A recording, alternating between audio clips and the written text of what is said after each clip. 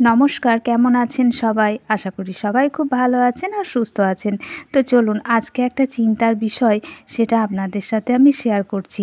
আসলে আপনার সবার চিন্তার বিষয় হচ্ছে আরশোলা। এখন রান্নাঘরে যদি আমাদের আরশোলা থাকে তখন কিন্তু ভীষণ রকমের বিরক্তি আসে আমাদের মনের মধ্যে। তাই না বলুন তো? আমার মতো আর কে আরশোলা নিয়ে চিন্তিত একটু জানাবেন প্লিজ। তবে এই আরশোলা নিয়ে বিভিন্ন রকম ওষুধ স্প্রে করে দেখেছি, কিন্তু সব জায়গায় তো আমরা ওষুধগুলো স্প্রে করতে পারি না।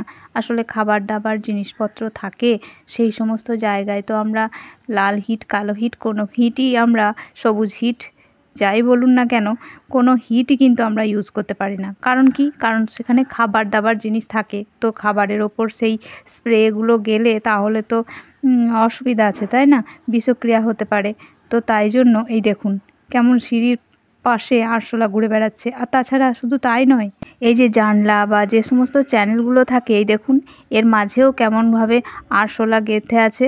তো এই আরশোলা মনে হচ্ছে একটা মারা গেছে, তবে জীবিত আরশোলাগুলোও কিন্তু এদিকে যাওয়া আসা করে। তবে এর একটা সহজ সমাধান পেয়েছি জানেন, সেটা হচ্ছে এই দেখুন শসা।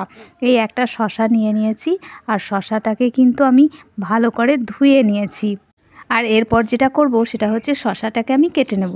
শুধু একবার কেটে নেব তাই নয়, এটাকে আমি টুকরো টুকরো করে নেব। আসলে গোল আকারে টুকরো করে কেটে নিলে আমার অনেক সুবিধা হবে। আর ব্যাপারটা কি জানেন তো? আসলে শসার মধ্যে একটা অ্যাসিড থাকে, সেটা হচ্ছে প্যান্টোথেনিক অ্যাসিড। আর এই প্যান্টোথেনিক অ্যাসিডের জন্যই কিন্তু আরশোলারা অনেক দূরে চলে যায়।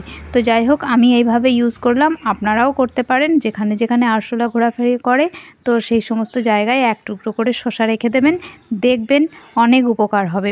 আশা করি আপনাদের ভালো লাগলো ভিডিওটি। ভালো লাগলে অবশ্যই শেয়ার করবেন, লাইক কমেন্ট করবেন। টাটা।